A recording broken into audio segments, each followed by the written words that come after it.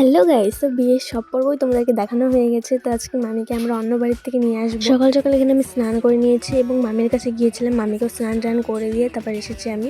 তো এখানে রান্নাবাড়ি চলছে আর আমি একটু শুয়ে আছি, কারণ শরীরটা ভালো লাগছিল না, রাত জেগেছিলাম তো।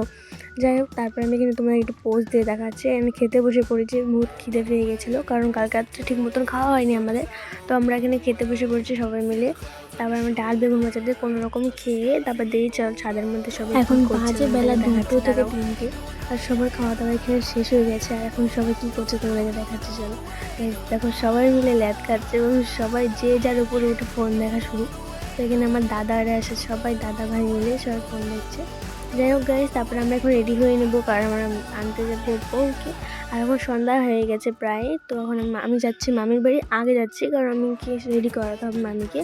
তো আমি এখানে আগে গিয়ে মামিকে চন্দনের ফোঁটা দিয়ে খোপা বাঁধিয়ে সব কিছু দিয়ে দেখো মামিকে এখানে রেডি করে দিয়েছি। তোমাদেরকে দেখায় ফুল লুকটা, কারণ আমাকে কেউ ভিডিও করে দেওয়ার মতন ছিল না, তাই আমি এখন দেখাচ্ছি।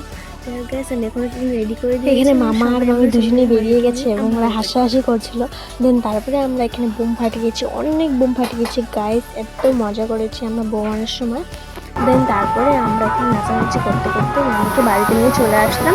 এখানে মামা আমি সবাইকে আমরা বাড়ির সামনে নাচিয়েছি এবং ভাঙড়াতে আমরা সবাই মামা আমাকে এখানে বরণ করছিল, বরণ করে তারপরে ঘরে আনলো। তারপর সবাই মিলে এখানে তারপরে আশীর্বাদ সবার পরে এখানে মামা মামিদেরকে ঘরে ঢোকানো হলো এবং আমরা 2000 টাকা আবদার করেছিলাম এবং সেটা দিতে রাজি হয়ে গেছে। তারপরে এখানে কিছু নিয়ম হচ্ছিল, নিয়মটা শেষ হওয়ার পরে মামা মামিদেরকে ঠিক মতন ঘরে বসানো হলো।